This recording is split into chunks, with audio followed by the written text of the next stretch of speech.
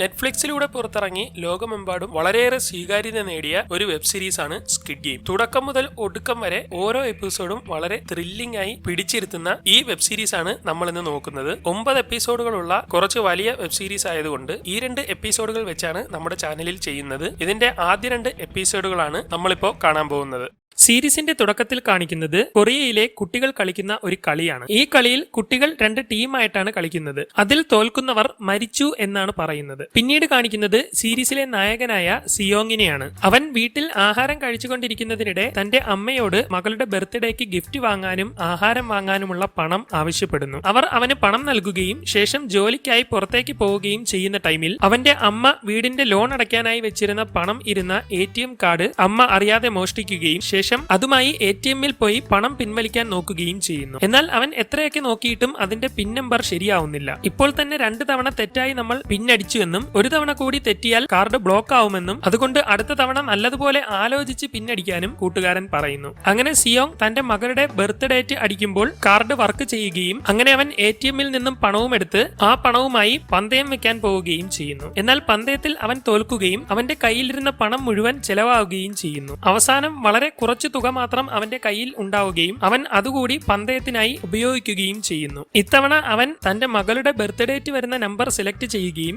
ആ പന്തയത്തിൽ അവൻ ബെറ്റ് വെച്ച കുതിരക്കാരൻ തന്നെ ജയിക്കുകയും ചെയ്യുന്നു. അങ്ങനെ അവൻ ബെറ്റ് വെച്ച് കിട്ടിയ പണം മുഴുവൻ കൈക്കലാക്കുകയും ബെറ്റ് ജയിച്ചതിന്റെ സന്തോഷത്തിൽ അവന് പണം കൊടുക്കുന്ന പെൺകുട്ടിക്ക് ടിപ്പായി നല്ല ഒരു തുക കൊടുക്കുകയും ചെയ്യുന്നു. ശേഷം അവൻ തന്റെ മകളെ ഫോണിൽ വിളിക്കുകയും ഇന്ന് മോൾ സ്കൂൾ വിട്ട് വരുമ്പോൾ അച്ഛനോടൊപ്പം റെസ്റ്റോറന്റിൽ വരണമെന്നും മോൾക്ക് ഇഷ്ടമുള്ള ഫുഡ് കഴിക്കാമെന്നും അവൻ പറയുന്നു. എന്നാൽ അവൻ ഫോണിൽ സംസാരിച്ചുകൊണ്ട് നിൽക്കുമ്പോൾ കുറച്ചുപേർ 2 ഭാഗത്തു നിന്നും അവന്റെ അടുത്തേക്ക് വരുന്നതായി അവൻ കാണുകയും ഇത് കണ്ട് അവൻ അവിടെ നിന്ന് ഓടുകയും ചെയ്യുന്നു. എന്നാൽ ഓടുന്നതിനിടയിൽ ഒരു പെൺകുട്ടിയുമായി അവൻ കൂട്ടിയിടിച്ച് മറിഞ്ഞു വീഴുകയും അവൻ ചാടി എഴുന്നേറ്റ ശേഷം ഒന്നും പറ്റിയില്ലല്ലോ എന്ന് പറഞ്ഞുകൊണ്ട് അവളുടെ സാധനങ്ങൾ എടുത്ത് അവൾക്ക് കൊടുക്കുകയും ശേഷം അവിടെ നിന്ന് ഓടിപ്പോവുകയും ചെയ്യുന്നു. എന്നാൽ ഓടിപ്പോകുന്നതിനിടെ ടോയ്ലറ്റിൽ വെച്ച് അവർ അവനെ പിടികൂടുന്നു. അവരുടെ കയ്യിൽ നിന്നും പണം പലിശയ്ക്ക് എടുത്തിട്ട് അത് തിരിച്ചു കൊടുക്കാത്തത് ചോദിക്കാനാണ് അവർ വന്നിരിക്കുന്നത്. അവർ അവനെ ഒരുപാട് ഉപദ്രവിക്കുകയും 1 മാസത്തിനകം പണം തിരിച്ചു തന്നില്ലെങ്കിൽ അവന്റെ ഒരു കിഡ്നിയും കണ്ണും തരണമെന്ന് അവൻ പറയുകയും ശേഷം കിഡ്നിയും കണ്ണും കൊടുക്കാമെന്നുള്ള ഒരു സമ്മതപത്രത്തിൽ അവന്റെ വിരലടയാളം പതിപ്പിക്കുകയും ചെയ്യുന്നു. എന്റെ കയ്യിൽ പണമുണ്ടെന്നും ഞാനത് ഇപ്പോൾ തന്നെ തരാമെന്നും പറഞ്ഞുകൊണ്ട് അവൻ തന്റെ പോക്കറ്റിൽ തപ്പുന്നു. അപ്പോഴാണ് തന്റെ പോക്കറ്റിലിരുന്ന ആ പണം നഷ്ടപ്പെട്ടിട്ടുണ്ടെന്ന് അവന് മനസ്സിലാകുന്നത്. അവൻ ഓർത്തു നോക്കുമ്പോൾ നേരത്തെ തട്ടിവീണ പെൺകുട്ടി എടുത്തിട്ടുണ്ടാവാനാണ് സാധ്യതയെന്ന് അവന് മനസ്സിലാകുന്നു. ശേഷം അവർ പോകാൻ നോക്കുമ്പോൾ അവൻ അവരെ വിളിച്ചു നിർത്തുകയും എനിക്കൊരു 10,000 രൂപ കൂടി തരുമോ എന്ന് ചോദിക്കുകയും ചെയ്യുന്നു. ഇത് കേട്ട് അവർ അവനെ ചീത്ത വിളിക്കുകയും ശേഷം അവിടെ നിന്ന് നടന്നു പോവുകയും ചെയ്യുന്നു. ഇതോടെ അവൻ നേരെ തനിക്ക് ക്യാഷ് തന്ന പെൺകുട്ടിയുടെ അടുത്ത് ചെല്ലുകയും ഞാൻ നേരത്തെ നിനക്ക് തന്ന ടിപ്പ് തിരിച്ചു തരാമോ എന്ന് ചോദിച്ചുകൊണ്ട് അവരുടെ കയ്യിൽ നിന്ന് ആ ക്യാഷും വാങ്ങി അവിടെ നിന്ന് പോവുകയും ചെയ്യുന്നു. അങ്ങനെ അവൻ ആ പണവുമായി നേരെ ഗിഫ്റ്റ് ഷോപ്പിൽ ചെല്ലുകയും അവിടുത്തെ ഗെയിമിൽ പങ്കെടുത്ത് തന്റെ മകൾക്കായി ഏതെങ്കിലും കളിപ്പാട്ടം കൈക്കലാക്കാൻ ശ്രമിക്കുകയും ചെയ്യുന്നു. എന്നാൽ അവൻ വെപ്രാളത്തോടെ എടുക്കാൻ ശ്രമിക്കുന്നത് കാരണം അവന് ആ ഗിഫ്റ്റ് ഒന്നും എടുക്കാൻ കഴിയുന്നില്ല. ഇതോടെ അവന് ദേഷ്യമാവുകയും അവന്റെ അടുത്ത് നിന്ന ഒരു കൊച്ചുകുട്ടി നിങ്ങൾ ചിന്തിക്കാതെ എടുത്തിട്ടാണ് ഇങ്ങനെ തോറ്റുപോകുന്നതെന്ന് അവനോട് പറയുകയും ചെയ്യുന്നു. അങ്ങനെ ആ കുട്ടി സിയോങ്ങിന് വേണ്ടി ഗിഫ്റ്റ് എടുക്കാൻ ശ്രമിക്കുന്നു. അങ്ങനെ അവൻ അതിൽ വിജയിക്കുകയും ഒരു ഗിഫ്റ്റ് എടുത്ത് നായകന് നൽകുകയും ചെയ്യുന്നു. അങ്ങനെ അവൻ ആ കുട്ടിയെ കെട്ടിപ്പിടിച്ചുകൊണ്ട് നന്ദി പറയുകയും ശേഷം ആ ഗിഫ്റ്റുമായി മകളെ കാണാൻ പോവുകയും ചെയ്യുന്നു. അങ്ങനെ അവൻ മകളോടൊപ്പം ഡിന്നർ കഴിക്കുകയും കുട്ടിയെ സന്തോഷിപ്പിക്കുകയും ചെയ്യുന്നു. അങ്ങനെ അതെല്ലാം കഴിഞ്ഞ് അവൻ മകളെ അമ്മയുടെ അടുത്തേക്ക് കൊണ്ടു ചെല്ലുന്നു. സിയോങ്ങും വൈഫും ഡൈവേഴ്സ് ആയിരിക്കുകയാണ്. അവർ വേറെയാണ് താമസിക്കുന്നത്. അങ്ങനെ അവൻ കുട്ടിയെ അമ്മയുടെ കയ്യിൽ ഏൽപ്പിച്ചതിന് ശേഷം അവിടെ നിന്നും പോകുന്നു. അവൻ വീട്ടിലേക്ക് പോകാനായി സബ്വേയിൽ എത്തുമ്പോഴേക്കും അവന് പോകേണ്ട ട്രെയിൻ മിസ്സായിരുന്നു. ഇതോടെ അവൻ അടുത്ത ട്രെയിനിന് വേണ്ടി ഒരു ഇരിപ്പിടത്തിൽ ചെന്ന് വെയിറ്റ് ചെയ്ത് ഇരിക്കുകയാണ്. അങ്ങനെ അവൻ അവിടെ കാത്തിരിക്കുന്നതിനിടെ കയ്യിൽ ഒരു പെട്ടിയുമായി ഒരാൾ അവന്റെ അടുത്ത് വന്നിരിക്കുന്നു. ശേഷം അയാൾ അവനെ വിളിക്കുകയും അവനോട് സംസാരിക്കാൻ ശ്രമിക്കുകയും ചെയ്യുന്നു. എന്നാൽ എനിക്ക് സംസാരിക്കാൻ താല്പര്യമില്ലെന്ന് പറഞ്ഞുകൊണ്ട് അവൻ അയാളുടെ കയ്യിൽ നിന്നും ഒഴിഞ്ഞു മാറുന്നു. അയാൾ അവനോട് നമുക്കൊരു ഗെയിം കളിച്ചാലോ എന്ന് ചോദിക്കുന്നു. എന്നാൽ അവൻ അതൊന്നും ശ്രദ്ധിക്കാതെ ഇരിക്കുകയാണ്. ശേഷം അയാൾ തന്റെ പെട്ടി അവിടെ വെക്കുകയും അത് തുറന്നു കാണിക്കുകയും ചെയ്യുന്നു. സിയോങ് നോക്കുമ്പോൾ ആ പെട്ടിയിൽ നിറയെ പണമാണ്. ഉടൻ അയാൾ ആ പെട്ടിയിൽ നിന്നും 2 കാർഡ് എടുക്കുകയും എന്നോടൊപ്പം നിങ്ങൾ ദഗ്ജി കളിച്ചാൽ മതിയെന്നും ഇതിൽ നിങ്ങൾ ജയിച്ചാൽ 1,00,000 രൂപ ഞാൻ നിങ്ങൾക്ക് തരാമെന്നും അയാൾ പറയുന്നു. അപ്പോ നിങ്ങളുടെ ഈ കാർഡ്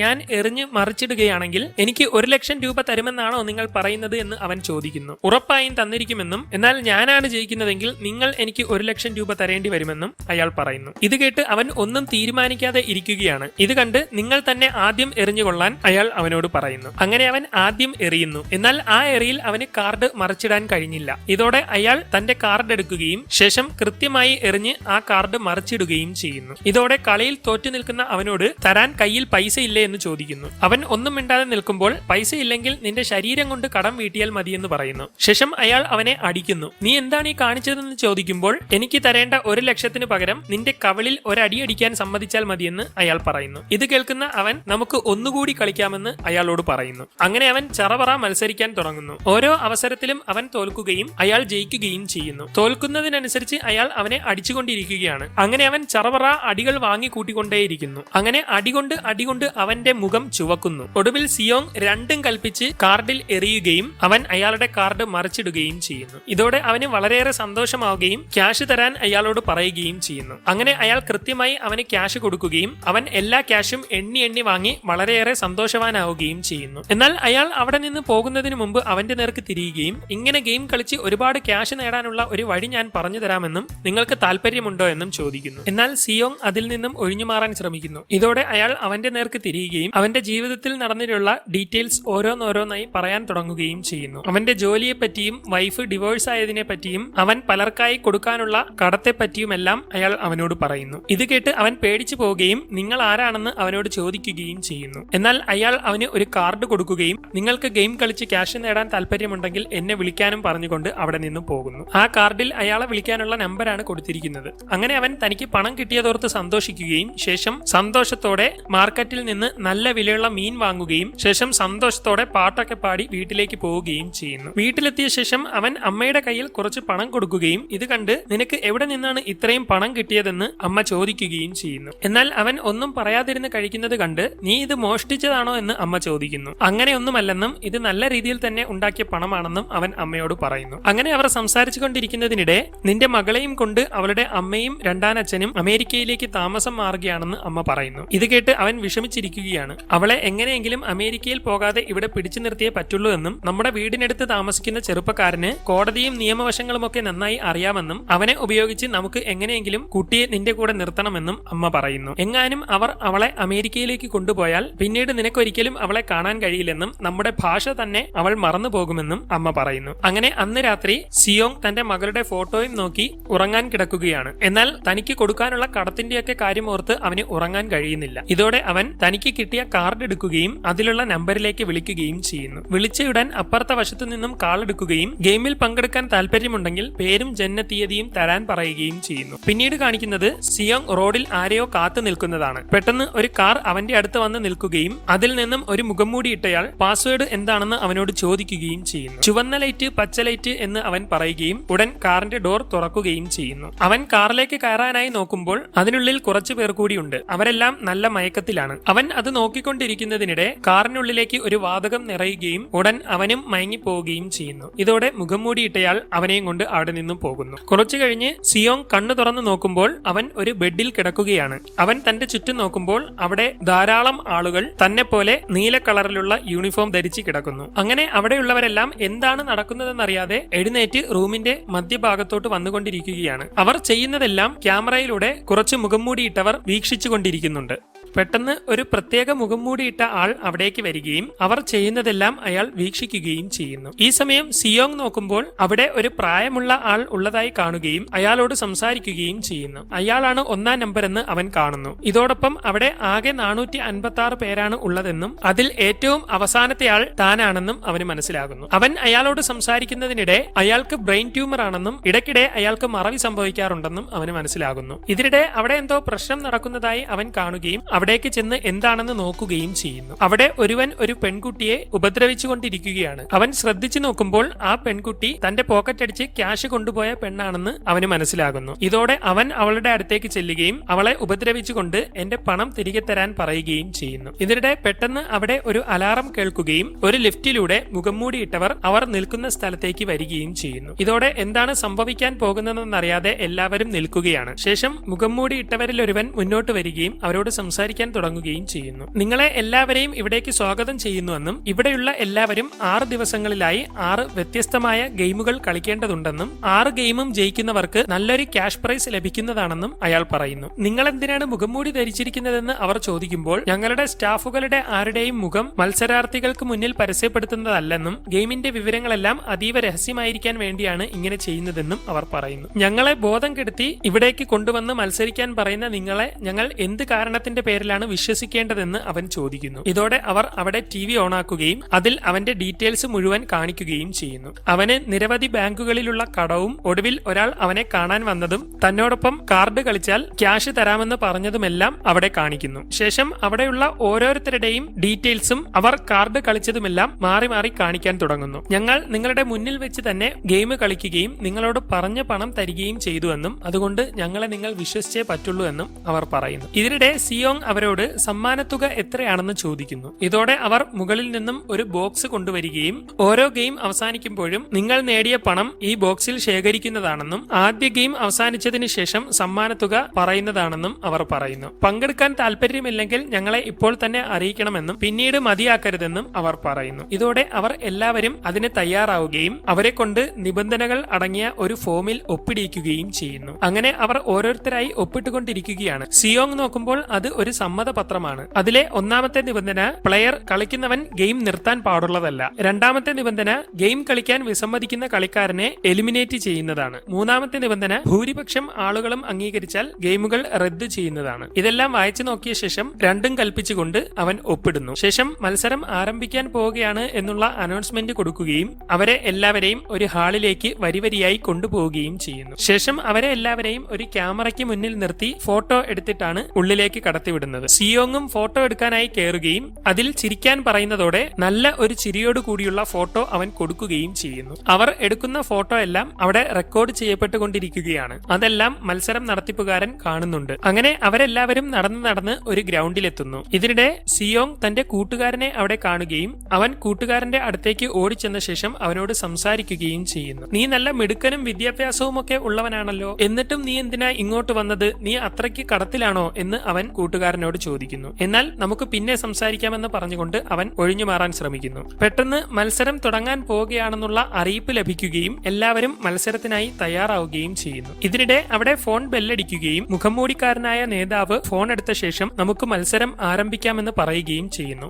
ശേഷം അയാൾ അവിടെ ഒരു കസാരയിൽ ഇരിക്കുകയും മൈതാനത്ത് മത്സരം നടക്കുന്നത് ടിവിയിലൂടെ വീക്ഷിക്കുകയും ചെയ്യുന്നു. അങ്ങനെ മത്സരം തുടങ്ങാൻ പോവുകയാണ്. അവർ ഏത് സ്ഥലത്താണ് ഉള്ളതെന്ന് ആർക്കും യാതൊരു പിടുത്തവുമില്ല. ബോർഡ് വെച്ച് ചുറ്റും മറച്ചിട്ടുള്ള ഏതോ ഒരു മൈതാനത്താണ് അവർ നിൽക്കുന്നത്. അവർക്ക് മുന്നിലായി ഒരു പാവക്കുട്ടിയും 2 കാവൽക്കാരും നിൽക്കുന്നുണ്ട്. ഉടൻ പാവക്കുട്ടി പിന്നോട്ട് തിരിയുകയും അതിൽ നിന്ന് അറിയിപ്പ് മുഴങ്ങുകയും ചെയ്യുന്നു. പച്ച ലൈറ്റ് ചുവപ്പ് ലൈറ്റ് എന്നതാണ് ഈ ഗെയിമിന്റെ പേരെന്നും പച്ച ലൈറ്റ് എന്ന് പറയുമ്പോൾ മാത്രം മുന്നോട്ട് നീങ്ങണമെന്നും ചുവന്ന ലൈറ്റ് എന്ന് പറയുമ്പോൾ നിൽക്കണമെന്നും അതിനുശേഷം നീങ്ങിയാൽ നിങ്ങളെ എലിമിനേറ്റ് ചെയ്യുന്നതാണെന്നും അറിയിപ്പ് കൊടുക്കുന്നു. ഇതൊക്കെ പിള്ളേര് കളിക്കുന്ന കളിയല്ലേ എന്നും ഇതെന്തിനാണ് നമ്മളെ കൊണ്ട് കളിപ്പിക്കുന്നതെന്നും ഇവന്മാരെന്താ തമാശ കളിക്കുകയാണോ എന്നും അവർ പരസ്പരം ചോദിക്കുന്നു. 5 മിനിറ്റിനുള്ളിൽ എലിമിനേറ്റ് ആവാതെ ഫിനിഷിംഗ് ലൈൻ കടക്കുന്നവർ വിജയിക്കുന്നതാണെന്നും മത്സരം ആരംഭിക്കാൻ പോവുകയാണെന്നും അറിയിപ്പ് കിട്ടുന്നു. അങ്ങനെ സമയം സ്റ്റാർട്ടാവാൻ തുടങ്ങുകയും പാവക്കുട്ടി പച്ച ലൈറ്റ് എന്ന് പറയാൻ തുടങ്ങുകയും ചെയ്യുന്നു. ഇതോടെ അവർ മുന്നോട്ട് നീങ്ങാൻ തുടങ്ങുകയും പെട്ടെന്ന് പാവക്കുട്ടി ചുവന്ന ലൈറ്റ് എന്ന് പറയുകയും ചെയ്യുന്നു. അവർ പെട്ടെന്ന് നിൽക്കുമെങ്കിലും മുന്നിലുള്ളവന് നല്ല രീതിയിൽ നിൽക്കാൻ കഴിഞ്ഞിട്ടില്ല.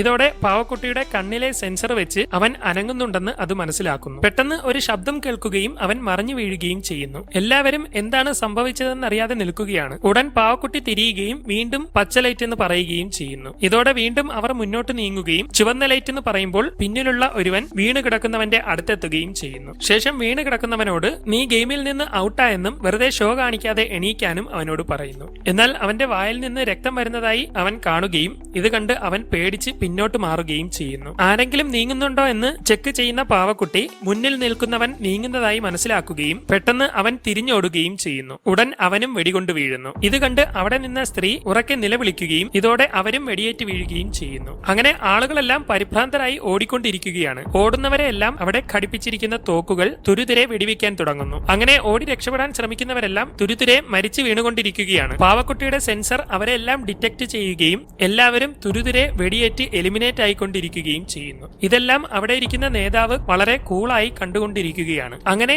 ഓടിയവരെ എല്ലാം വെടിവെച്ചിടുകയും ഇനി ആരും നീങ്ങുന്നില്ല എന്ന് പാവക്കുട്ടി ഉറപ്പിക്കുകയും ചെയ്യുന്നു. ശേഷം അവർക്ക് ഒന്നുകൂടി അറിയിപ്പ് കൊടുക്കുന്നു. പച്ച ലൈറ്റ് എന്ന് പറയുമ്പോൾ മാത്രം മുന്നോട്ട് നീങ്ങണമെന്നും അതിനുശേഷം അനങ്ങിയതായി കണ്ടാൽ ഉടൻ തന്നെ നിങ്ങളെ എലിമിനേറ്റ് ചെയ്യുന്നതാണെന്നും പാവക്കുട്ടി പറയുന്നു. സിയോങ് ശ്വാസം അടക്കി പിടിച്ച് മറിഞ്ഞു വീണ് കിടക്കുകയാണ്. ഇതോടെ പാവക്കുട്ടി തിരിയുകയും വീണ്ടും പച്ച ലൈറ്റ് എന്ന് പറയുകയും ചെയ്യുന്നു. എന്നാൽ ഇത്തവണ എല്ലാവരും അനങ്ങാതെ നിൽക്കുകയും അവിടെയുള്ള പ്രായമുള്ള അപ്പുപ്പൻ മാത്രം ആ കളി വളരെ ആസ്വദിച്ചുകൊണ്ട് മുന്നോട്ട് നീങ്ങുകയും ചെയ്യുന്നു. അതിൽ ആരും അനങ്ങിയിട്ടില്ലെന്ന് കണ്ട് പാവക്കുട്ടി വീണ്ടും പച്ച ലൈറ്റ് എന്ന് പറയുന്നു. എന്നാൽ അപ്പുപ്പൻ ആ കളി വളരെ ആസ്വദിച്ച് മുന്നോട്ട് തന്നെ പോകുന്നു. അങ്ങനെ മറ്റൊരു വഴിയുമില്ലെന്ന് കണ്ട് പച്ച ലൈറ്റ് പറയുമ്പോൾ മറ്റുള്ളവരും മുന്നോട്ട് നീങ്ങാൻ തുടങ്ങുന്നു. എന്നാൽ സിയോങ് മറിഞ്ഞു വീണ് കിടക്കുന്നതിനാൽ അവന് അനങ്ങാൻ കഴിയുന്നില്ല. ഇതിനിടെ ഒരുവൻ അവന്റെ അടുത്ത് വരികയും നിങ്ങൾ ഇവിടെ ഇങ്ങനെ കിടന്നാൽ സമയം കഴിയുമ്പോൾ അവർ കൊന്നുകളയുമെന്നും എങ്ങനെയെങ്കിലും എണീച്ച് മുന്നോട്ട് നീങ്ങാനും അവൻ പറയുന്നു. അങ്ങനെ പാവക്കുട്ടി ചുവന്ന ലൈറ്റ് പച്ച ലൈറ്റ് പറയുന്ന സമയം വളരെ കുറഞ്ഞു വന്നുകൊണ്ടിരിക്കുകയാണ്. അവർ എത്രയും പെട്ടെന്ന് മുന്നോട്ട് നീങ്ങി ഫിനിഷിംഗ് ലൈൻ കടക്കാൻ ശ്രമിച്ചുകൊണ്ടിരിക്കുന്നു. എല്ലാവരും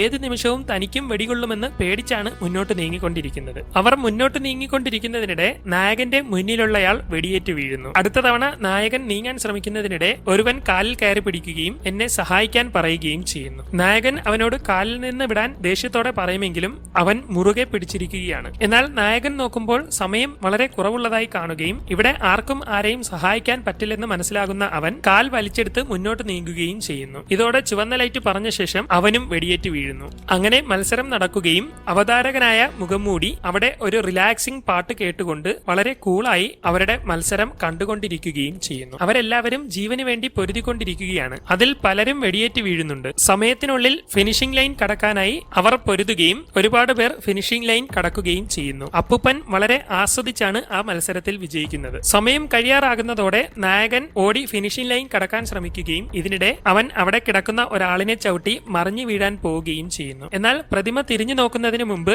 മറിഞ്ഞു വീഴാൻ പോകുന്ന അവനെ ആരോ പുറകിൽ നിന്നും പിടിച്ചു നിർത്തുന്നു. അതിൽ വെടികൊള്ളാതെ അവൻ കഷ്ടിച്ച് രക്ഷപ്പെടുന്നു. പുറകിൽ ഒരുവൻ അവനെ പിടിച്ചു നിർത്തിയിരിക്കുകയാണ്. ഇതോടെ പ്രതിമ വീണ്ടും പച്ചലൈറ്റ് പറയുകയും സമയം തീരുന്നതിനുള്ളിൽ നായകനും അവനെ രക്ഷിച്ചവനും കഷ്ടിച്ച് ഫിനിഷിംഗ് ലൈനിന്റെ ഉള്ളിൽ ചാടിക്കടക്കുകയും ചെയ്യുന്നു. ഇതോടെ സമയം കഴിയുകയും വരയ്ക്ക് പുറത്തുണ്ടായിരുന്നവരെല്ലാം വെടിയേറ്റ് മരിക്കുകയും ചെയ്യുന്നു. ഇതോടെ അവർ നോക്കുമ്പോൾ മുകളിലെ വാതിൽ അടയുന്നതായി കാണുന്നു. അവർ നിൽക്കുന്നത് യഥാർത്ഥത്തിൽ ഒരു ദ്വീപിന്റെ ഉള്ളിൽ പുറം ലോകവുമായി യാതൊരു ബന്ധവുമില്ലാത്ത സ്ഥലത്താണ്. ഇതോടെ ആദ്യത്തെ എപ്പിസോഡ് അവസാനിക്കുന്നു. രണ്ടാമത്തെ എപ്പിസോഡിന്റെ തുടക്കത്തിൽ തന്നെ കഴിഞ്ഞ കളിയിൽ മരിച്ചവരെയെല്ലാം ദഹിപ്പിക്കുന്നതാണ് കാണിക്കുന്നത്. ശവപ്പെട്ടികൾ ഓരോന്നായി എടുത്ത് ചൂളയിലേക്ക് കയറ്റി അവർ കത്തിക്കുകയാണ്. ജീവനുള്ള ചിലർ വെപ്രാളത്തോടെ പുറത്തേക്ക് ഇറങ്ങാനൊക്കെ ശ്രമിക്കുമെങ്കിലും അവർ അതെല്ലാം അടച്ച് കത്തിക്കാൻ കൊണ്ടുപോകുന്നു. പിന്നീട് സിയോങ്ങിനെയും കൂട്ടരെയുമാണ് കാണിക്കുന്നത്. നിങ്ങളാണ് എന്റെ ജീവൻ രക്ഷിച്ചതെന്ന് പറഞ്ഞ് അവൻ കൂട്ടുകാരോട് നന്ദിയൊക്കെ പറയുന്നു. പെട്ടെന്ന് അവിടെ മുഴുവൻ ലൈറ്റ് ഇട്ട് മുഖംമൂടികൾ അവിടേക്ക് ഇറങ്ങി വരികയും നിങ്ങളെല്ലാവരും ആദ്യ ഗെയിം വിജയിച്ചിരിക്കുന്നുവെന്നും അതിന്റെ റിസൾട്ട് പ്രഖ്യാപിക്കാൻ പോവുകയാണെന്നും പറഞ്ഞ് അവിടെ ഡീറ്റെയിൽസ് കാണിക്കുന്നു. കഴിഞ്ഞ കളിയിൽ 255 പേരാണ് എലിമിനേറ്റ് ചെയ്യപ്പെട്ടിരിക്കുന്നത്. 201 കളിക്കാർ ഗെയിം ഫിനിഷ് ചെയ്തു. ഇത്രയും പേർ മരിച്ചതൊക്കെ ആലോചിച്ച് എല്ലാവരും നിൽക്കുമ്പോൾ ഒരു സ്ത്രീ അവിടേക്ക് വന്ന്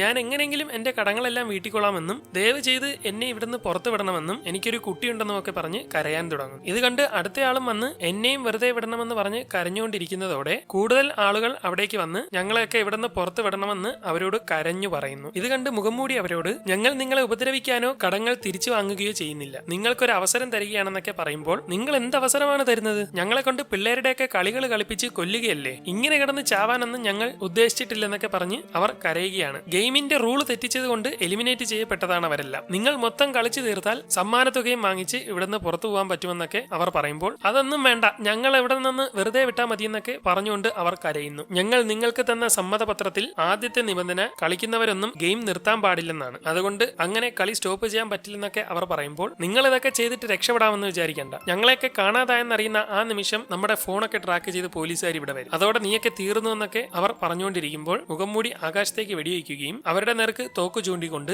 സമ്മതപത്രത്തിലെ രണ്ടാമത്തെ നിബന്ധന ഗെയിം കളിക്കാൻ ആരെങ്കിലും തയ്യാറാവുന്നില്ലെങ്കിൽ അവരെ എലിമിനേറ്റ് ചെയ്യപ്പെടുമെന്നാണെന്ന് മുഖംമൂടി പറയുന്നു. ഉടൻ സാങ്വു ചാടി എഴുന്നേറ്റ് ഭൂരിപക്ഷം ആളുകളും കളി വേണ്ടെന്ന് പറഞ്ഞാൽ സ്റ്റോപ്പ് ചെയ്യാമെന്നല്ലേ മൂന്നാമത്തെ നിബന്ധന എന്ന് ചോദിക്കുന്നു. ശരിയാണെന്ന് അവർ പറയുമ്പോൾ അങ്ങനെയെങ്കിൽ വോട്ട് ചെയ്ത് തീരുമാനിക്കാമെന്ന് അവൻ പറയുന്നു. ശരി, നിങ്ങളുടെ ആഗ്രഹം പോലെ നടക്കട്ടെ, കൂടുതൽ പേർക്കും പോകണമെന്നാണെങ്കിൽ നമുക്ക് കളി സ്റ്റോപ്പ് ചെയ്യാം, അതിനു മുമ്പ് കഴിഞ്ഞ കളിയിൽ നിങ്ങൾക്ക് കിട്ടിയ സമ്മാനത്തുക കാണിക്കാമെന്ന് പറഞ്ഞുകൊണ്ട് അവർ അവിടേക്ക് ഒരു പെട്ടി കൊണ്ടുവന്ന് അതിലേക്ക് ഒരുപാട് പണം ഇടുന്നു. ഇത് കണ്ട് അവരെല്ലാം ഞെട്ടി നിൽക്കുകയാണ്. കോടിക്കണക്കിന് രൂപ അതിലേക്ക് വന്ന് വീഴുകയും ആദ്യ ഗെയിമിൽ 255 കളിക്കാർ എലിമിനേറ്റ് ചെയ്യപ്പെട്ടുവെന്നും ഓരോ കളിക്കാരനും പകരമായി 10 കോടിയാണ് കൂടുതൽ ചേർക്കപ്പെടുന്നതെന്നും അങ്ങനെ ടോട്ടൽ 2550 കോടി മൊത്തമുണ്ടെന്നും അവർ പറയുന്നു. നിങ്ങൾ ഇവിടെ വെച്ച് കളി അവസാനിപ്പിക്കുകയാണെങ്കിൽ ഈ പണം മുഴുവൻ മരണപ്പെട്ടവരുടെ അവരുടെ ബന്ധുക്കൾക്ക് എത്തിക്കുന്നതാണ്. ഒരാൾക്ക് 10 കോടി വെച്ച് കിട്ടും. പക്ഷെ നിങ്ങളെല്ലാം വെറും കൈയോടെ പോകണം. ഉടൻ ഒരു സ്ത്രീ അവരോട് അപ്പോൾ നമ്മൾ 6 കളികളും ജയിച്ചാൽ എന്തായിരിക്കുമെന്ന് ചോദിക്കുന്നു. അങ്ങനെയെങ്കിൽ 4560 കോടി രൂപ നിങ്ങൾക്ക് കിട്ടുമെന്ന് പറയുന്നതോടെ അവരുടെ കിളി പോയി നിൽക്കുകയാണ്. ഇനി നമുക്ക് വോട്ടെടുപ്പ് ആരംഭിക്കാമെന്ന് പറഞ്ഞുകൊണ്ട് അവർ അതിനുള്ള പെട്ടി വെക്കുകയും ഗെയിം തുടരാൻ താല്പര്യമുള്ളവർ 0 എന്ന പച്ച ബട്ടൺ അമർത്തണമെന്നും മതിയാക്കാൻ ഉദ്ദേശമുള്ളവർ ചുവന്ന ബട്ടൺ ഞെക്കണമെന്നും അവർ പറയുന്നു. അവസാന നമ്പറിൽ നിന്ന് ആണ് വോട്ടെടുപ്പ് തുടങ്ങുന്നതെന്നും കൃത്യമായി എല്ലാവരും വന്ന് വോട്ടെടുക്കണമെന്നും പറയുന്നു. അവസാനത്തെ നമ്പർ സിയോങ്ങിനാണ്. അങ്ങനെ അവൻ നേരെ വന്ന് മിഷീന്റെ അടുത്തെത്തുകയും എന്ത് വേണമെന്ന് കുറച്ചുനേരം ആലോചിച്ച ശേഷം ചുവന്ന ബട്ടൺ ഞെക്കുകയും ചെയ്യും. അവൻ കളി തുടരാൻ താല്പര്യമില്ലെന്നുള്ള ബട്ടനാണ് അമർത്തിയത്. അടുത്തയാൾ വന്ന് കുറച്ചുനേരം ആലോചിച്ച ശേഷം അവർ ആ പണത്തിലേക്ക് ഒന്ന് നോക്കുകയും അതുണ്ടെങ്കിൽ തന്റെ പ്രയാസമെല്ലാം മാറുമെന്ന് ഓർത്ത് അവർ പച്ച ബട്ടൺ ഞെക്കുന്നു. അങ്ങനെ അവർ ഓരോരുത്തരായി വന്ന് ബട്ടൺ ഞെക്കിക്കൊണ്ടിരിക്കുകയാണ്. ഒരുപാട് പേർ പച്ചയും ഒരുപാട് പേർ ചുവപ്പും ഞെക്കിക്കൊണ്ടേയിരിക്കുന്നു. എണ്ണം ഇപ്പോൾ തുല്യമായി പോയിക്കൊണ്ടിരിക്കുകയാണ്. സങ്വുവിന്റെ ഊഴമാകുമ്പോൾ അവൻ വന്നിട്ട് പച്ച ബട്ടൺ ഞെക്കുന്നു. ഇത് കണ്ട് സിയോങ് കിളി പോയി നിൽക്കുകയാണ്. പിന്നെയും ആളുകൾ വന്ന് പച്ച ബട്ടൺ ഞെക്കുന്നത് കണ്ട് അവിടെ നിന്ന ഒരുത്തൻ നിങ്ങൾക്കൊക്കെ എന്താ ഭ്രാന്താണോ, ഇത് ഇനിയും തുടരാനാണോ നിങ്ങളുടെയൊക്കെ ആഗ്രഹമെന്ന് ചോദിക്കുന്നു. നമ്മൾ ഇവിടെ വെച്ച് നിർത്തിയാൽ അത് മരിച്ചു പോയവർക്ക് നേട്ടമാകും, അത് ന്യായമല്ല, നമ്മളാണ് ജയിച്ചത് എന്നൊക്കെ മറ്റു ചിലർ പറയുന്നു. അതിന് നമ്മൾ ഇവിടെ കിടന്ന് നരയിക്കണമെന്ന് ചിലർ ചോദിക്കുമ്പോൾ പുറത്ത് ഇതിനേക്കാൾ നരകമാണ് നമുക്കെന്ന് അവൾ പറയുന്നു. എന്നാലും നമുക്ക് വീട്ടിൽ പോകാം, കടങ്ങൾ എങ്ങനെയെങ്കിലും വീട്ടാമെന്നൊക്കെ ഒരുത്തൻ പറയുമ്പോൾ പോകാൻ എനിക്ക് സ്വന്തമായിട്ടൊരു വീട് പോലും ഇല്ലെന്നൊക്കെ അവർ പറയുന്നു. നിനക്ക് ചാവണമെങ്കിൽ പോയി ചത്തോ, നമ്മളെ കൂടെ വലിച്ചിഴക്കരുത് എന്നൊക്കെ പറഞ്ഞ് അവർ പ്രശ്നമാക്കുമ്പോൾ മുഖംമൂടി അവിടേക്ക് വന്ന് അവരെ തടയുകയും ഈ വോട്ടെണ്ണലിനെ തടസ്സപ്പെടുത്തുന്നവരെ അപ്പോൾ തന്നെ കൊല്ലുമെന്ന് പറയുകയും ചെയ്യും. അങ്ങനെ വീണ്ടും ഓരോരുത്തരായി വന്ന് വോട്ട് ചെയ്തുകൊണ്ടിരിക്കുകയാണ്. തുല്യമായി തന്നെ എണ്ണം മുന്നോട്ട് പോയിക്കൊണ്ടേയിരിക്കുന്നു. ഒടുവിൽ കൃത്യം എണ്ണമായി നിൽക്കുകയാണ്. ഒരാൾ കൂടിയാണ് വോട്ട് ചെയ്യാനുള്ളത്. അയാളുടെ വോട്ടാണ് ഗതി നിർണ്ണയിക്കുന്നത്. അങ്ങനെ അയാൾ വോട്ട് ചെയ്യാനായി മെഷീന്റെ അടുത്തേക്ക് വരികയും ഏതിൽ ഞെക്കണമെന്നറിയാതെ കുറച്ചുനേരം ആലോചിച്ച് നിൽക്കുകയും ചെയ്യും. ഇതിനിടെ അയാൾക്ക് ബ്രെയിൻ ട്യൂമർ ആണെന്നുള്ള കാര്യം പറഞ്ഞത് സിയോങ് ഓർക്കുകയും സ്വിച്ച് ഏതാണെന്ന് അയാൾക്ക് ഓർമ്മ കാണില്ല എന്നുള്ള കാര്യം അവൻ ഓർക്കുകയും ചെയ്യും. അയാൾ ആകെ പകച്ചു നിൽക്കുന്നതിനിടെ തുടരാനാണ് താല്പര്യമെങ്കിൽ പച്ചയിലും എക്സിറ്റ് ആവണമെങ്കിൽ ചുവപ്പിലും ഞെക്കാൻ അവർ വിളിച്ചു പറയുകയും ഇതോടെ അയാൾ ചുവപ്പിൽ ഞെക്കുകയും ഗെയിം മതിയാക്കാനാണ് ഭൂരിഭാഗവും തീരുമാനിച്ചിരിക്കുന്നതെന്നും അതുകൊണ്ട് ഗെയിം റദ്ദ് ചെയ്തിരിക്കുന്നുവെന്നും അവർ പറയുന്നു. ഇതോടെ എല്ലാവർക്കും സന്തോഷമായിരിക്കുകയാണ്. എന്നാൽ ചിലർ മുന്നോട്ട് വന്ന് പോകേണ്ടവർ പൊക്കോട്ടെ, ഞങ്ങളെ ബാക്കി കൂടി കളിക്കാൻ അനുവദിക്കണമെന്നൊക്കെ പറയുന്നു. എന്നാൽ അവർ അത് സമ്മതിക്കുന്നില്ല. ഇനി എന്നെങ്കിലും നിങ്ങൾക്ക് കളിക്കണമെന്ന് താല്പര്യം തോന്നി ഭൂരിഭാഗം പേരും തിരിച്ചു വരികയാണെങ്കിൽ കളി വീണ്ടും തുടരുന്നതായിരിക്കുമെന്ന് അവർ പറയുകയും അങ്ങനെ അവരെ എല്ലാവരെയും കൊണ്ടുചെന്ന് ഒരിടത്ത് തട്ടുകയും ചെയ്യുന്നു. സിയോൺ നോക്കുമ്പോൾ തന്റെ അടുത്ത് മറ്റേ കള്ളിയായ പെൺകുട്ടിയാണ്. എന്റെ കെട്ടഴിക്കാൻ അവൾ പറയുമ്പോൾ അവൻ അഴിച്ചു കൊടുക്കുകയും ഇതോടെ അവൾ എഴുന്നേറ്റ് ഡ്രസ്സൊക്കെ ഇട്ട് പോകാൻ ശ്രമിക്കുകയും ചെയ്യുമ്പോൾ അവൻ വിളിച്ചു നിർത്തുകയും എന്റെ കെട്ടെന്ന് അഴിക്കാൻ പറയുകയും ചെയ്യുന്നു. നിന്റെ കെട്ടഴിച്ചാൽ നീ എന്റെ അടുത്ത് വന്ന് പൈസ ചോദിക്കില്ല എന്ന് അവൾ പറയുമ്പോൾ ചോദിക്കുമെന്ന് അവൻ പറയുകയും അങ്ങനെയെങ്കിൽ ഞാൻ അഴിക്കുന്നില്ല എന്ന് പറഞ്ഞ് അവൾ പോകാൻ ശ്രമിക്കുന്നതിനിടെ എങ്കിൽ ഉറപ്പായി ഞാൻ ചോദിക്കില്ല എന്ന് അവൻ പറയുന്നു. അങ്ങനെ അവൾ അവന്റെ കെട്ടഴിച്ചു കൊടുക്കുമ്പോൾ ഉടൻ അവൻ ചാടി എഴുന്നേറ്റ് പണം താടി എന്നൊക്കെ പറയുകയും ഇതോടെ അവൾ ഒന്നും മിണ്ടാതെ അവിടെ നിന്ന് പൊയ്ക്കളയുകയും ചെയ്യുന്നു. ഈ സമയം മറ്റൊരിടത്ത് സാങ്വുവും കൂടെ ഒരുത്തനും കൂടി എവിടെയോ എത്തിയിരിക്കുകയാണ്. അവർ അവിടെ നിന്ന് ഡ്രസ്സൊക്കെ ഇട്ട് റെഡിയാകുമ്പോൾ സാറിന്റെ കയ്യിൽ ഫോൺ ഉണ്ടോന്നും എനിക്ക് വീട്ടിലേക്കൊന്ന് വിളിക്കണമെന്നും പറയും. അവൻ നോക്കുമ്പോൾ ഫോണിൽ ചാർജ് തീർന്നിരിക്കുകയാണ്. അങ്ങനെ ഒരു കടയിൽ നിന്ന് പവർ ബാങ്ക് ഒക്കെ വാങ്ങി അവൻ ഫോൺ ഓൺ ആക്കുമ്പോൾ പോലീസ് നിങ്ങളെ തെരഞ്ഞുകൊണ്ടിരിക്കുകയാണെന്നും നിങ്ങളുടെ ലോൺ അവർ ഏറ്റെടുത്തിട്ടുണ്ടെന്നും ഒക്കെ മെസ്സേജ് വന്നുകൊണ്ടിരിക്കും. ഇതോടെ അവൻ ആകെ വല്ലാതെ ആവുകയും നേരെ മറ്റവന്റെ അടുത്തേക്ക് ചെന്ന് അവന് ഫോൺ കൊടുക്കുകയും ചെയ്യും. അവൻ അലി എന്ന് പേരുള്ള ഒരു പാകിസ്ഥാൻകാരനാണ്. അപ്പോൾ തന്നെ അവൻ വീട്ടിലേക്കൊക്കെ വിളിച്ച് സംസാരിക്കുകയും ശേഷം ഫോൺ തിരിച്ചു കൊണ്ടുവന്ന് കൊടുത്ത് പോകാൻ നോക്കുമ്പോൾ വണ്ടിക്കൂലി ഉണ്ടോ എന്ന് ചോദിക്കുന്നു. എന്റെ കയ്യിൽ പണമൊന്നുമില്ലെന്നും ഞാൻ താമസിക്കുന്നത് 40 കിലോമീറ്റർ അപ്പുറത്താണെന്നും നടന്നു പൊയ്ക്കൊള്ളാമെന്നും പറയുമ്പോൾ അവൻ പോക്കറ്റിൽ നിന്ന് കുറച്ച് പൈസ എടുത്ത് ബസ്സിൽ പൊയ്ക്കൊള്ളാൻ പറഞ്ഞുകൊണ്ട് കൊടുക്കുന്നു. ഇതോടെ അവനത് സന്തോഷത്തോടെ വാങ്ങുകയും അവർ അവിടെ നിന്ന് പോവുകയും ചെയ്യും. ഈ സമയം സിയോങ് പോലീസ് സ്റ്റേഷനിൽ വന്ന് നടന്ന കാര്യമൊക്കെ അവരോട് പറയാൻ ശ്രമിക്കുകയാണ്. 200ഓളം പേരെയാണ് ആ ആളുകൾ കൊന്നതെന്നൊക്കെ അവൻ പറയുമ്പോൾ എവിടെ വെച്ചാണ് അവരെയൊക്കെ കൊന്നതെന്ന് പോലീസുകാർ ചോദിക്കുകയും ബോധം കെടുത്തിയിട്ടാണ് ഞങ്ങളെയൊക്കെ അങ്ങോട്ട് കൊണ്ടുപോയത്, അതൊന്നും എനിക്ക് അറിയില്ലെന്നൊക്കെ അവൻ പറയുകയും ചെയ്യുന്നു. പിന്നെ നിങ്ങൾ എങ്ങനെയാണ് രക്ഷപ്പെട്ടതെന്ന് ചോദിക്കുമ്പോൾ കളിക്കാരെല്ലാം കൂടെ ചേർന്ന് പോകണമെന്ന് അവരോട് ആവശ്യപ്പെട്ടപ്പോൾ അവർ വോട്ടെടുപ്പ് നടത്തി നമ്മളെ പറഞ്ഞു വിട്ടെന്നൊക്കെ അവൻ പറയും. അതായത് നിങ്ങൾ പറയുന്നത് കുറച്ചുപേർ നിങ്ങളെ തട്ടിക്കൊണ്ടുപോയി പിള്ളേര് കളിക്കുന്ന കളി കളിപ്പിച്ചു, തോറ്റവരെയൊക്കെ വെടിവെച്ച് കൊന്നു, ഇത് കണ്ട് പോകണമെന്ന് നിങ്ങൾ പറഞ്ഞപ്പോൾ അവർ വെറുതെ വിട്ടു അല്ലേ? അത് തന്നെന്ന് അവൻ പറയുമ്പോൾ അവർക്ക് കോമഡി ആയിട്ട് തോന്നുകയാണ്. നിങ്ങൾ എന്തിനാണ് അവർ വിളിച്ചപ്പോൾ അങ്ങോട്ട് പോയെന്ന് ചോദിക്കുമ്പോൾ 4000 കോടി രൂപ തരാമെന്ന് പറഞ്ഞിട്ടാണെന്ന് അവൻ പറയുകയും അടിപൊളി, നിന്റെ പേരെന്താന്നാ പറഞ്ഞ് എന്ന് ചോദിക്കുമ്പോൾ സിയോങ് ആണെന്ന് അവൻ പറയുകയും നിനക്ക് എന്തെങ്കിലും സഹായം വേണമെങ്കിൽ ഡോക്ടറെ ഏർപ്പാടാക്കി തരാമെന്ന് അവർ പറയുകയും ഇത് കേട്ട് ദേഷ്യത്തോടെ അവൻ ഞാൻ പറയുന്നതൊക്കെ സത്യമാണടാ, അവർ കൊണ്ടുപോകാനായി എനിക്ക് തന്ന കാർഡാണെന്ന് പറഞ്ഞുകൊണ്ട് അവന് കൊടുത്ത കാർഡ് അവിടെ വെക്കുന്നു. അവർ നോക്കുമ്പോൾ അതിലൊരു ഫോൺ നമ്പരുമുണ്ട്. ഈ സമയം ഒരു സീനിയർ പോലീസ് ഓഫീസർ അവിടേക്ക് കയറി വരികയും അവിടെ നടക്കുന്ന പ്രശ്നങ്ങളൊക്കെ അവൻ കാണുകയും ചെയ്യും. അങ്ങനെ ആ പോലീസുകാരൻ നമ്പറിലേക്ക് വിളിച്ചു നോക്കുകയാണ്. നോക്കുമ്പോൾ ഒരു പെൺകുട്ടിയാണ് ഫോൺ എടുത്തത്. ഈ വെളുപ്പാങ്കാലത്ത് വിളിച്ചതിൽ നിന്ന് ക്ഷമിക്കണേ, എനിക്കൊന്ന് കളിച്ചാൽ കൊള്ളാന്നുണ്ടായിരുന്നു എന്ന് അവൻ പറയുന്നു. കളിയോ? എന്തോന്ന് കളിയെന്ന് ഫോണിലൂടെ അവൾ ചോദിക്കുമ്പോൾ എന്ത് കളി വേണേലും കളിക്കാം, ചുവന്ന ലൈറ്റ് പച്ച ലൈറ്റോ ഇനി വേറെ നിങ്ങൾ പറയുന്ന ഏതെങ്കിലും കളിയോ എന്താണേലും കുഴപ്പമില്ലെന്നൊക്കെ പറയുമ്പോൾ അവൾ തിരിച്ച് പച്ച ചീത്ത വിളിക്കുകയും ഇതോടെ വട്ടനാണെന്ന് പറഞ്ഞ് അവനെ അവിടെ നിന്ന് ഇറക്കി വിടുകയും ചെയ്യും. ഈ സമയം മറ്റേ സീനിയർ പോലീസുകാരൻ അവിടേക്ക് വന്ന് അവൻ ആരാണെന്ന് ചോദിക്കുമ്പോൾ ഒരു വട്ടനാണെന്നും എല്ലാത്തിനും കിളിവായി നടക്കുകയാണെന്നും ഒക്കെ പറയുന്നു. ഇതിനിടെ അവിടെ ഇരിക്കുന്ന കാർഡ് ആ പോലീസുകാരൻ ശ്രദ്ധിക്കും. പിന്നീട് കാണിക്കുന്നത് സങ്വൂവിനെയാണ്. അവൻ തന്റെ അമ്മയുടെ കട ദൂരെ നിന്ന് ഒളിച്ച് നോക്കിക്കൊണ്ടിരിക്കുന്നതിനിടെ സിയോങ് അവിടേക്ക് വരികയും അവന് കാര്യം മനസ്സിലാവുകയും ചെയ്യുന്നു. അങ്ങനെ അവർ രണ്ടുപേരും ഒരിടത്തിരുന്ന് സംസാരിക്കുകയാണ്. നമ്മുടെ നാട്ടിലെ ഏറ്റവും ഉയർന്ന വിദ്യാഭ്യാസമുള്ള ഒരുത്തനല്ലേ നീ കടത്തിന്റെ പേരിൽ ഇങ്ങനെ ടെൻഷൻ അടിക്കൊന്നും വേണ്ട, നിനക്ക് എപ്പോ വേണമെങ്കിലും പണം ഉണ്ടാക്കാമല്ലോ, കാര്യങ്ങളെല്ലാം അമ്മയോട് പറഞ്ഞ് പുതിയൊരു ജീവിതം തുടങ്ങാനൊക്കെ സിയോങ് പറയുമ്പോൾ എനിക്ക് 6 കോടി രൂപയാണ് കടമുള്ളതെന്ന് അവൻ പറയുന്നു. 6 കോടിയോ? ഞാൻ കരുതി 5-10 ലക്ഷം രൂപയാണെന്ന്. ഇത്രയും കടം വരാൻ നീ എന്താ ചെയ്തതെന്നൊക്കെ ചോദിക്കുമ്പോൾ കുറെ സ്റ്റോക്കിലൊക്കെ പോയെന്ന് അവൻ പറയുന്നു. അങ്ങനെയെങ്കിൽ പാപ്പരായെന്ന് കരുതി ഒരു അപേക്ഷ എഴുതി കൊടുത്താൽ ചിലപ്പോ കടങ്ങളൊക്കെ എഴുതി തള്ളിക്കളയുമെന്ന് അവൻ പറയുകയും അത് പറ്റില്ല, എന്റെയും അമ്മയുടെയും മുഴുവൻ വസ്തുക്കളും ഞാൻ പണയം വെച്ചിരിക്കുകയാണെന്നൊക്കെ അവൻ പറയുന്നു. ഇതോടെ സിയോങ്ങിന്റെ കിളി പോവുകയും പെട്ടെന്ന് അവനൊരു കോൾ വന്ന് എടുത്തു നോക്കുമ്പോൾ ആശുപത്രിയിലേക്ക് ചെല്ലാൻ പറഞ്ഞുകൊണ്ടാണ് അവനെ വിളിക്കുന്നത്. അങ്ങനെ ഹോസ്പിറ്റലിൽ എത്തുമ്പോൾ അവന്റെ അമ്മയുടെ കാലൊരു പരുവമായി ഇരിക്കുകയാണ്. ഇവർക്ക് പ്രമേഹമുണ്ടെന്നും മറ്റൊരു വഴിയുമില്ലെങ്കിൽ കാല് മുറിച്ചു മാറ്റേണ്ടി വരുമെന്നും ഒക്കെ അവർ പറഞ്ഞുകൊണ്ടിരിക്കും. ഇതോടെ അവന് ആകെ വിഷമമാവുകയും അതെല്ലാം കഴിഞ്ഞ് അവർ പുറത്തേക്ക് ഇറങ്ങുമ്പോൾ അമ്മേ നിങ്ങൾ എങ്ങോട്ടാ പോകുന്നേ, ആശുപത്രിയിലൊന്ന് അഡ്മിറ്റ് ആവാനൊക്കെ പറയുന്നു. അഡ്മിറ്റ് ആയാൽ കൊടുക്കാൻ പൈസ നിന്റെ കയ്യിലുണ്ടോ? ഇത്രയും നാൾ വല്ലയിടത്തുമൊക്കെ പോയി കിടന്നതല്ലേ, ഇനി നീ എന്റെ കാര്യത്തിലൊന്നും ഇടപെടണ്ടെന്ന് പറയുമ്പോൾ നിങ്ങൾക്ക് നടക്കാൻ പോലും കഴിയുന്നില്ല, കയറി അഡ്മിറ്റ് ആവാനൊക്കെ പറയുന്നു. അഡ്മിറ്റ് ആയാൽ ഇവിടുത്തെ ചിലവിനും റൂമിനുമൊക്കെ എത്ര രൂപയാവുമെന്ന് നിനക്കറിയാമോ? നിന്നെ കൊണ്ട് കഴിയില്ലെങ്കിൽ പിന്നെ മിണ്ടാതിരിക്കുക, ഇനി എന്നെ കൊണ്ട് ഒന്നിനും പറ്റത്തില്ല, എന്റെ കാലമൊക്കെ കഴിഞ്ഞു, ഇനി ചികിത്സിക്കുകയൊന്നും വേണ്ടെന്ന് പറഞ്ഞ് അവർ നടന്നു പോകും. അങ്ങനെ വിടാൻ ഞാൻ സമ്മതിക്കില്ല, കാശ് എങ്ങനെയെങ്കിലും ഞാൻ കൊണ്ടുവരുമെന്നൊക്കെ അവൻ വിളിച്ചു പറയുന്നു. പിന്നീട് കാണിക്കുന്നത് മറ്റേ പോലീസുകാരനെയാണ്. അവന്റെ ചേട്ടനെ കാണാതായിട്ട് കുറെ ദിവസമായി. ചേട്ടൻ എവിടെയുണ്ടെന്ന് അവൻ അന്വേഷിച്ചുകൊണ്ടിരിക്കുകയാണ്. അങ്ങനെ അവൻ നേരെ ചേട്ടൻ താമസിച്ചിരുന്ന റൂമിലേക്ക് ചെല്ലുന്നു. കഴിഞ്ഞ മാസത്തെ വാടക തന്നിട്ടില്ല, പിന്നെ ഒറ്റയടിക്ക് അയാളെ കാണാതായി എന്നൊക്കെ റൂം ഓപ്പറേറ്റർ പറയുകയും അങ്ങനെ അവൻ ആ റൂമിലേക്ക് കയറി അവിടെ മുഴുവൻ പരിശോധിക്കുകയും ചെയ്യും. ഇതിനിടെ അവിടെ ഒരു ബോക്സ് ഇരിക്കുന്നതായി അവൻ കാണുകയും തുറന്നു നോക്കുമ്പോൾ അതിനുള്ളിൽ ഒരു കാർഡ് ഉള്ളതായി അവൻ കാണുന്നു. അപ്പോഴാണ് സ്റ്റേഷനിൽ വെച്ച് ഒരുത്തൻ ഇതുപോലത്തെ കാർഡ് കൊണ്ടുവന്നതായി അവൻ ഓർക്കുന്നത്. അതും ഇതും തമ്മിൽ എന്തോ ബന്ധമുണ്ടെന്ന് അപ്പോൾ തന്നെ അവന് മനസ്സിലാവുന്നു. അടുത്ത ദിവസം തന്നെ അവൻ സ്റ്റേഷനിലേക്ക് ചെന്ന് ഇന്നലെ വന്നവന്റെ ഡീറ്റെയിൽസ് എല്ലാം ചോദിക്കുകയും അയാളുടെ പേര് സിയോങ് എന്നാണെന്നും സങ്കുൻ എന്ന സ്ഥലത്തെന്നങ്ങന്റെ ആണെന്ന് തോന്നുന്നുവെന്നും അവർ പറയുന്നു. എനിക്ക് ഉടൻ തന്നെ അയാളുടെ അഡ്രസ്സ് വേണമെന്ന് അവൻ അവരോട് പറഞ്ഞിരിക്കുകയാണ്. ഈ സമയം അനാഥാലയത്തിൽ നിൽക്കുന്ന അനിയന്റെ അടുത്ത് മറ്റേ പെൺകുട്ടി വന്ന് ഐസ്ക്രീം ഒക്കെ മേടിച്ചു കൊടുക്കാൻ ശ്രമിക്കുന്നുണ്ടെങ്കിലും അവൻ വിഷമിച്ചിരിക്കുകയാണ്. നീ എന്താ എന്നോട് മിണ്ടാത്തതെന്നൊക്കെ ചോദിക്കുമ്പോൾ എനിക്ക് ഇവിടെ താമസിക്കേണ്ടെന്നും അമ്മയെ കണ്ടേ പറ്റുള്ളൂ എന്നും 1 മാസം കാത്തിരുന്നാൽ നമുക്ക് ഒരുമിച്ച് ജീവിക്കാമെന്നല്ലേ ചേച്ചി പറഞ്ഞിരുന്നത്, നിങ്ങൾ കള്ളം പറയുവാണ്, ഞാൻ എന്നും ഈ അനാഥാലയത്തിൽ തന്നെ ജീവിക്കേണ്ടി വരുമെന്നൊക്കെ അവൻ പറഞ്ഞ് കരയുകയും ഇത് കേട്ട് അവൾക്ക് ആകെ വിഷമമാവുകയും ചെയ്യും. അച്ഛനും അമ്മയും ഒക്കെ ഉടനെ വരും മോനെ, അതിന് കുറച്ച് പണം വേണം, അത് റെഡിയായാൽ ഉടൻ നമുക്കെല്ലാം ഒരുമിച്ച് ജീവിക്കാമെന്ന് അവൾ പറയുന്നു. ഈ സമയം അലി നേരെ ജോലി ചെയ്യുന്ന ഓഫീസിലേക്ക് നടന്നു വരികയും ഞാൻ വിളിച്ചിട്ട് എന്താ എടുക്കാറുന്നതെന്ന് മുതലാളിയോട് ചോദിക്കുമ്പോൾ എന്താ പ്രശ്നമെന്ന് ചോദിക്കും. ഞാൻ ജോലി മതിയാക്കുവാണ്, എനിക്ക് തരാനുള്ള ശമ്പളം എല്ലാം തന്നോ, എത്ര നാളായി നിങ്ങൾ എനിക്ക് ശമ്പളം തരാതെ ഒഴിഞ്ഞു മാറുന്നു, എനിക്ക് കുടുംബവും കുട്ടികളും ഒക്കെ ഉണ്ട്, അവരെ നോക്കിയേ പറ്റുള്ളൂ എന്നൊക്കെ പറയുമ്പോൾ ബിസിനസ് ഒക്കെ ഇപ്പോൾ വളരെ മോശമാണ്, കയ്യിൽ കാശൊന്നുമില്ല, അതുകൊണ്ട് തരാൻ പറ്റില്ലെന്നൊക്കെ അയാൾ പറഞ്ഞുകൊണ്ടിരിക്കുന്നതിനിടെ അവിടെ പൈസയുടെ കെട്ടിയിരിക്കുന്നതായി അലി കാണുകയും അയാൾ അപ്പോൾ തന്നെ അതും എടുത്ത് അവിടെ നിന്ന് ഇറങ്ങി പൊയ്ക്കളയുകയും ചെയ്യും. ഇതോടെ അവൻ പിറകെ ഓടിച്ചെന്ന് എന്റെ ശമ്പളം തരാൻ പറഞ്ഞുകൊണ്ട് വിളിച്ചുകൊണ്ടിരിക്കുകയാണ്. എന്നാൽ അയാൾ അവനെ തള്ളി മാറ്റി പോകാൻ ശ്രമിക്കുന്നതിനിടെ അലി അയാളെ കയറി പിടിക്കുകയും അവർ തമ്മിൽ നല്ല ഒരു ഫൈറ്റ് നടക്കുകയും ചെയ്യും. പിടിവലി കൂടുന്നതിനിടെ മുതലാളിയുടെ കൈ മെഷീന്റെ ഉള്ളിലേക്ക് കയറി പോവുകയും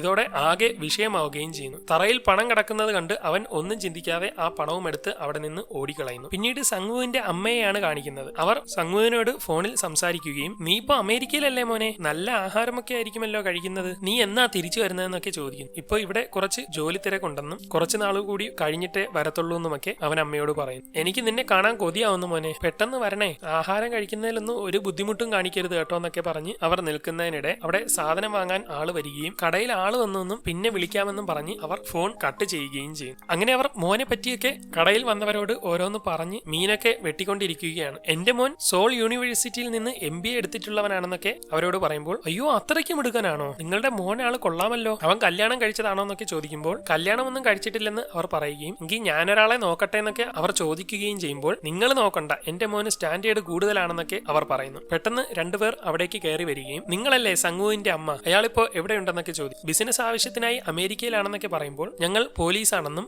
പണം തട്ടിയതിനും വ്യാജരേഖ ചമച്ചതിനും അവനെ അറസ്റ്റ് ചെയ്യാനാണ് വന്നിരിക്കുന്നതെന്നും അവർ പറയുമ്പോൾ അവരാകെ വിഷമിക്കുകയും നിങ്ങൾക്ക് എന്തെങ്കിലും തെറ്റുപറ്റിയതായിരിക്കും, എന്റെ കുട്ടി അങ്ങനെ ഒന്നും ചെയ്യത്തില്ല, അവൻ നല്ലവനാണെന്നൊക്കെ പറയും. ഇനി എങ്ങാനും അവൻ വിളിക്കുകയാണെങ്കിൽ ഇങ്ങനെ മുങ്ങി നടക്കാതെ സ്റ്റേഷനിൽ വന്ന് കീഴടങ്ങാൻ പറയണമെന്നും അല്ലെങ്കിൽ വിചാരണ സമയത്ത് അയാളെ കാര്യമായി ബാധിക്കുമെന്നും പറഞ്ഞുകൊണ്ട് അവർ അവിടെ നിന്ന് ഇറങ്ങിപ്പോകും. ഇത് കേട്ട് അവരാകെ ഷോക്കായി നിൽക്കുകയാണ്. സംഗു ആണെങ്കിൽ ഈ സമയം ഇതെല്ലാം ഓർത്ത് വെള്ളമടിച്ച് പൂസായി കിളി പോയി കിടക്കുന്നതിനിടെ വാതിൽ ആരോ മുട്ടുന്നതായി കേൾക്കുകയും ഉടൻ അവൻ എഴുന്നേറ്റ് വെള്ളത്തിൽ നിന്ന് നനഞ്ഞ് പതിയെ വാതിലിനടുത്തേക്ക് ചെന്ന് ആരാണെന്ന് ചോദിക്കുമ്പോൾ അനക്കമൊന്നുമില്ല. നോക്കുമ്പോൾ താഴെ മറ്റേ കാർഡ് കിടക്കുകയാണ്. അവൻ അത് എടുത്തു നോക്കുമ്പോൾ താല്പര്യമുണ്ടെങ്കിൽ ജൂൺ 23-ന് പഴയ സ്ഥലത്തേക്ക് വരാൻ പറയുന്നു. ഈ സമയം അലി വീട്ടിലെത്തിയിരിക്കുകയാണ്. ഈ പണം എവിടെന്നാ കിട്ടിയെന്ന് അവന്റെ ഭാര്യ ചോദിക്കുമ്പോൾ എത്രയും വേഗം നിനക്കും കൊച്ചിനുമുള്ള ടിക്കറ്റ് വാങ്ങി നാട്ടിലേക്ക് പൊയ്ക്കൊള്ളാനും ഇവിടുത്തെ ജോലി തീർത്താൽ ഞാൻ അങ്ങോട്ട് വന്നേക്കാമെന്നും അവൻ പറയുന്നു. നിനക്കെന്തോ പ്രശ്നമുണ്ടല്ലോ, എന്താണെന്നൊക്കെ ചോദിക്കുമ്പോൾ ഇപ്പോ അതൊന്നും നീ അറിയണ്ട, എത്രയും വേഗം അടുത്ത വിമാനത്തിൽ നാട്ടിലേക്ക് പൊയ്ക്കൊള്ളാനും ഞാൻ നിന്റെ അടുത്തേക്ക് വന്നോളാമെന്നും പറഞ്ഞുകൊണ്ട് അവൻ അവരെ കെട്ടിപ്പിടിക്കുന്നു. ഈ സമയം സിയോങ് തന്റെ കൂട്ടുകാരന്റെ കടയിൽ ചെന്ന്